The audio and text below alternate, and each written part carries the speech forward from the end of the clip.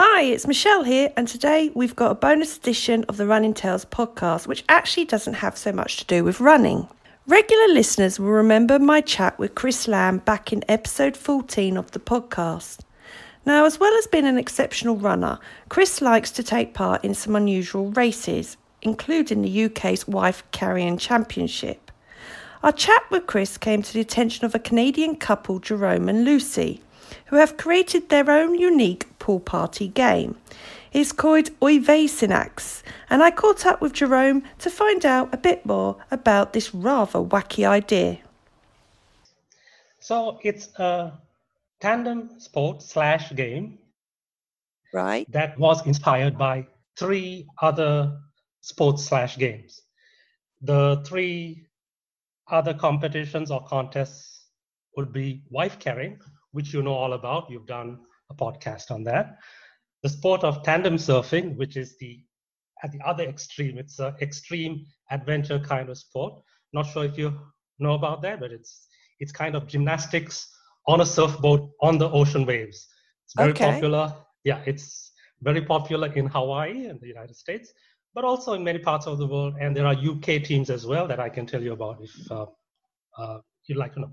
And the third game behind it would be a game that screened on Latin American TV several years ago.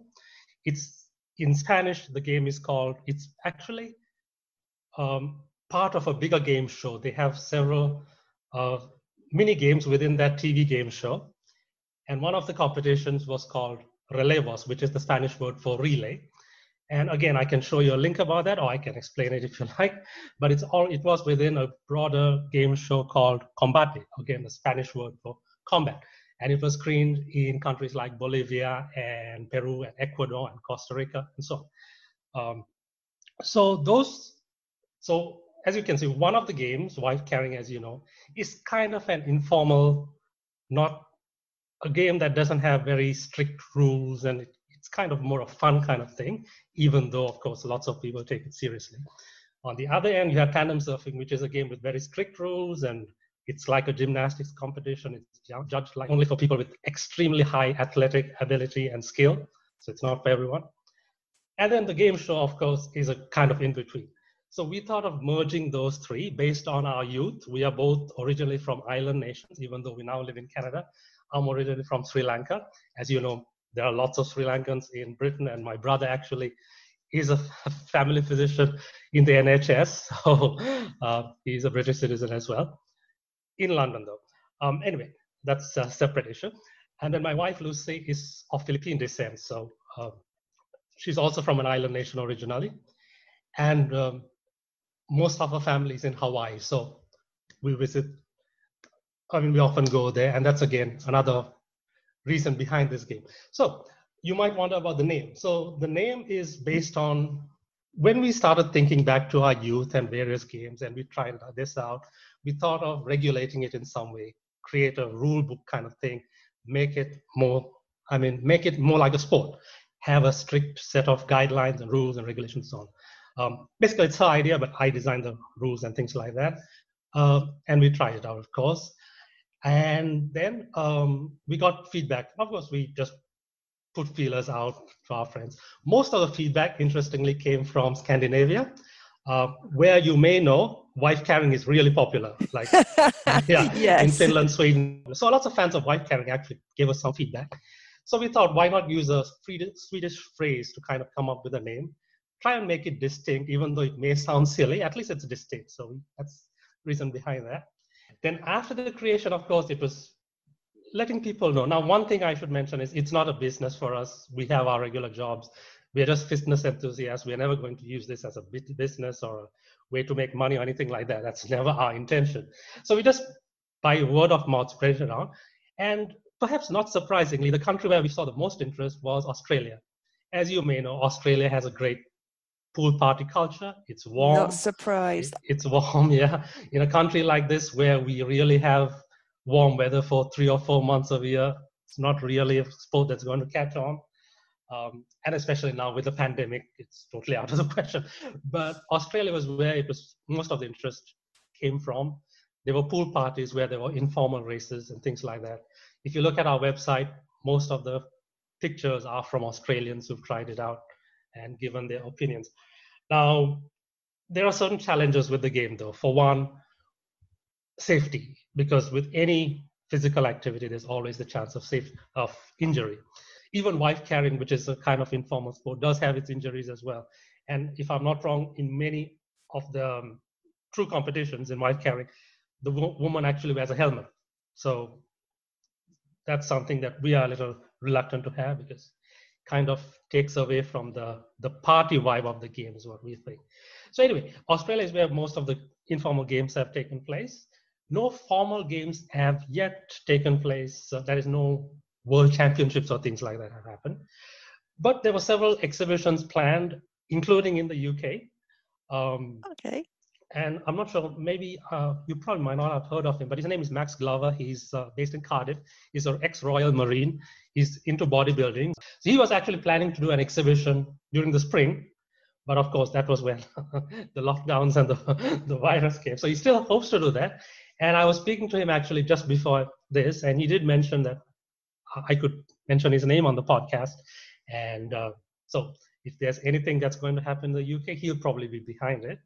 So anyway, coming back to the challenges, the one thing is the safety considerations. The other major difficulty in holding a race is the pool has to be completely flat. It should have a flat flow or a constant depth, because you can't have people running when the pool is sloping. It's not going to work. So you need either a totally flat flow throughout the pool, or at least a pool with a very slight incline. One of the pools, actually, when we were discussing with Max, we went through several pools across the UK where it could actually be held. And when I saw that you're actually based in Northampton, one of the pools that came up was I think the center is called Trilogy Center, if I'm not wrong. Yeah. And it's in Mount Bats, if I'm not wrong. Yeah. Okay, you probably know where it is. Okay. Yes. So there's It's in the centre of Northampton. Yes. Okay. So there's a teaching pool there, which has almost a flat flow. So that's one of the places that he was considering. So that's the status of it right now. Apart from the competitions in Australia, not much has happened, but it is growing gradually. And another thing that we are going to do is actually, we were asked to submit a script for a TV show in Hollywood. Okay, tell me more. Oh yeah, but again, you may know, even for movies and TV shows in Hollywood, everything is stopped for the time being. There's nothing with any physical contacts, and we don't know. And especially now in California, there's a huge spike in new cases. So who knows when they're going to start filming or even looking at new projects again. So that's about that. So it's really new, actually. But again, it's gradually gaining interest. Again, if we were business people, maybe we could do more promotion, but we are not, and we don't plan to be. So we just spread it by word of mouth whenever we can. And when people send us pictures, we post them and things like that. So obviously, something like this, someone could make a business out of it. Exactly. So would you be upset if someone took this idea further? Absolutely not. And that's one thing we mentioned, even if you look at our posts of previous Twitter posts. Absolutely not. If anyone wants to take it over and run it and profit from it, absolutely fine. We just ask that they respect the rules, and if possible, mention our name somewhere as the creators. If they want to be officially named as co-creators, again, that's totally fine. No problem with that. But we just like to be given the name credit. Yeah, if we don't get a penny out of it, it's absolutely fine. That's not what we're after. And we expect the rule book to be followed, at least to a great extent, because we put some effort into that, and we've tried it out, and we found that those rules make sense, like the weight considerations and the pool depth considerations are all really important. If you change those, then things could go wrong. There could be potential injuries, or it could be less attractive to people. So we've considered all those things before creating that. I noticed that your rules, and you're very, even during this call, you're saying it's about the women that sit on the shoulders of men.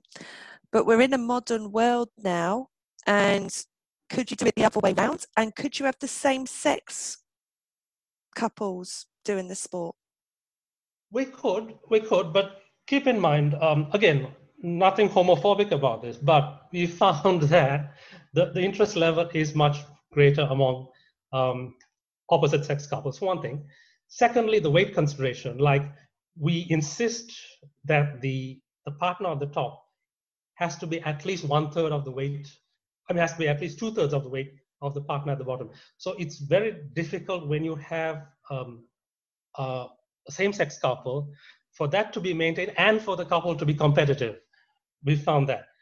Secondly, if you think about it, the IOC, like sports like ice dancing and figure skating, for instance, in Winter Olympics, they still insist strictly on opposite-sex couples. So wife carrying is a different story. But tandem surfing, the other sport I'm talking about, they also insist on opposite-sex couples only. So when the IOC maybe changes their views and becomes more progressive and says, okay, we can have same-sex couples in sports like ice dancing and figure skating, then maybe. But for the time being, we would prefer that we follow IOC guidelines and keep it as opposite-sex teams, not just for that reason, but also for the practical reasons. I mean, if you want to do a fun run, that's absolutely fine. But in true competition, yeah, it probably doesn't make much sense. Okay, interesting. So so what about those that are like amputees and got a disability? What would the rules be for them?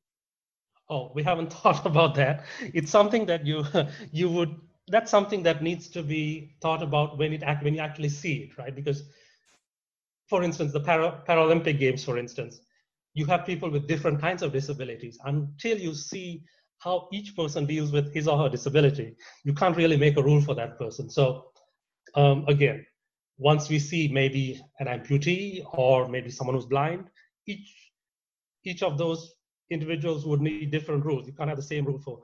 So that's something obviously to be developed. And it's still, as far as we can see, it's still way too early for that. Right? Okay, so you connected with us since hearing the podcast 14 of Running Tales with our very own seconds, a couple of years in a row, Chris Lamb and his wife Bex. And they sounded a bit upset that they didn't put their name forward this year, but they'll be back. They'll win it one year. For them, for them to do it, so say they were interested, I wouldn't be surprised if they want to have a go. What is the wife carrying? What is the race? You're saying in a pool party, what is it running from one end to the other? If you can explain that side of it. So there are basically three, what we call laps. That is, ideally, we use a swimming pool that is 25 meters long. The length can be adjusted a bit here and there. Ideally 25 meters long and at least 10 meters wide. And we have 3 teams in each race heat. So ideally there will be some kind of demarcation within the pool to have 3 lanes within the pool. So a middle lane and then 2 lanes on either side. Also very important, the rim of the pool has to be padded in case anyone falls, so their fall gets cushioned. So that's another important piece. Actually, that's the most important safety regulation. Now, it's basically 3 runs up and down the pool 3 times. During the first lap, the lady stands upright on her male partner's shoulders. Okay. Yeah. Health and safety. Yeah. Okay. That's the first lap. So he's allowed to hold her legs or ankles. That's fine. But she has to stand erect and her hands have to be free. And then now, if the male partner is capable of running, great. But mostly we find that rarely happens. It's better to just try and walk fast across from one end of the pool to the other. So ideally, we ask that the pool length be 1 meter, or the depth be 1 meter, around 3 feet. But that again can vary a little bit. So again, the female partner has to be at least 2/3 the weight of the male partner. First lap is she stands erect, and then he walks from one end of the pool to the other. Now, with regards to the TV show component, we have cardboard boxes stacked at each end of the pool, and they are kind of flimsy, so they can be toppled over. So the female partner's job, when the first lap is completed, when they go from one end to the other, her job is to ring the call bell that's precariously balanced at the top of the stack of 5 cardboard boxes. Once she rings that, that's the official end of the first lap. Then she switches into a sitting position on her male partner's shoulders. So the second and third laps are actually much simpler for her. She doesn't have to be too worried about balancing. And the male partner in the second and third laps can actually run if he's strong enough. Whereas in the first lap, especially for beginners, we strongly suggest don't try to run, just walk. So this, once she rings the call bell, that's perched at the top of the stack of cardboard boxes at that end of the pool. Then she switches to a sitting position. The male partner turns around and walks or runs back to the end of the pool that they started from. Again, if it's just an informal race, that's fine. They turn back once again and run back to the other end of the pool, and that's the end of the race. But if it's the TV show kind of thing, then we have another stack of cardboard boxes at the end where they started the race from, and there's a call bell hidden, facing away from the team. The cardboard boxes face away from them, and there's a call bell hidden in one of them. The job of the female partner is to move those without disturbing anything or without toppling anything over, then ringing the call bell that's hidden, and that's the signal that that particular second lap is over. And then position remains the same. She continues to sit on her male partner's shoulders. They move back to the other end of the pool. That's the end of the race, as long as she's able to, again, rotate the stacked cardboard boxes, find the hidden call bell, and ring it. Now, after the first lap, the call bell is at the top of the cardboard boxes. So that's visible. She's in a standing position, so rings is easy. But after the second and third laps, it's actually hidden. She has to move the cardboard boxes a bit to find the call bell, then ring it, and that's the end of the race. So once the third lap is finished, that's the end of the race. There are 3 teams. The first team to finish wins the race. Now, in case there's a fall, which often can happen during the first lap, in case there's a fall during any part of the lap, that team has to swim back to the start of the lap, start again. Now, this is an important point because when we did the testing, we found that any fall during the first lap should still not eliminate that team from at least finishing second. So if the female partner was to fall off during the first lap and the team had to start that lap again from the beginning, we found that because there were 2 easier laps coming after that, there was still a chance that the team could win the race or at least come second, even if the other 2 teams never had a fall. On the other hand, if you had a different number, like you had 1 standing lap and 1 sitting lap, no, it's very difficult for the team to come back. So that's the reason behind having the 3 laps, the 2 sitting laps after 1 standing lap. So again, all this was after testing. So that's why, again, when I talked to you earlier, I said it would be great if the rule book is followed, because that has been kind of scientifically proven. And since we are both at heart scientists, we kind of wanted. I'm just trying to picture how you can do 25 meters across the pool, just standing up, balancing. So when they get to one end, are they allowed to just step up on the side, just readjust, and then stand back on the shoulders again, and then no, they have to stay on the whole time? No. She's standing on the shoulders only for the 25 meters, only for the first lap. Okay. For the next 25 and the next 25 after that, she's sitting. So that's why the first lap is the difficult one for the lady. For the male partner, of course, he has the same weight on his shoulders. But again, for him as well, it's a little easier in the second and third laps because he doesn't have to be worried too much about the balance of the person on top of him. But it's the first lap. Now, if we remove that first lap, then it becomes all about the man, that is the male partner, because the female partner doesn't have to do much. There's not much athletic ability she needs to show. So that's why we had to have that first lap where she needs to show her balance and actually do something that requires a greater level of skill. You said Australia have taken this on and it seems to be popular over there.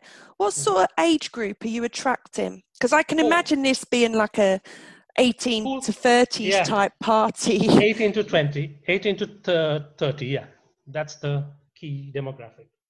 And interestingly, from votes and things like that, it turns out it's much more popular among women than men, which kind of makes sense as well, because, I guess... they haven't got to do any work apart from try and balance. Maybe. But the first lap is the difficult one. But again, it's about 60-40, so it's not a big difference. But slightly more popular among women. Even if you look at our website and you see all the endorsements and things, it's almost all by women. So in Australia, they haven't challenged the rules to say about same-sex then?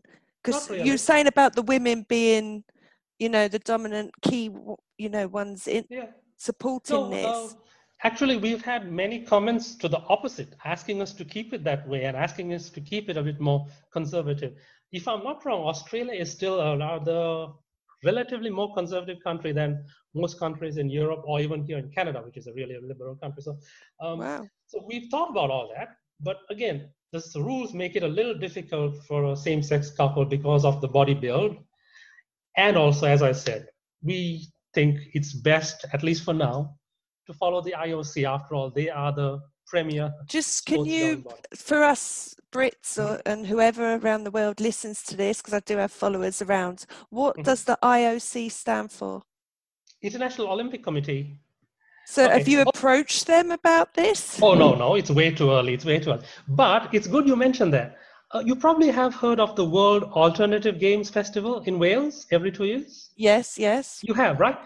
Now, this year, I think but it was supposed to be held in August. So they are one of the people who are very interested. In their event, I think wife carrying is one of their premier events. They really like their wife carrying event. So a few years ago, they approached us to run our sport as well. And we said, fine, yeah, that's fine. All you need is a flat floored pool. But the thing is, it's an outdoor pool. And as you may know, Wales has lots of rain. So yeah, so it turned out that there was a forecast for rain on all 3 of the possible days they could have that. So, having this event during rain, obviously not going to work. This was in 2018, I believe, yes. So they thought of doing it again later.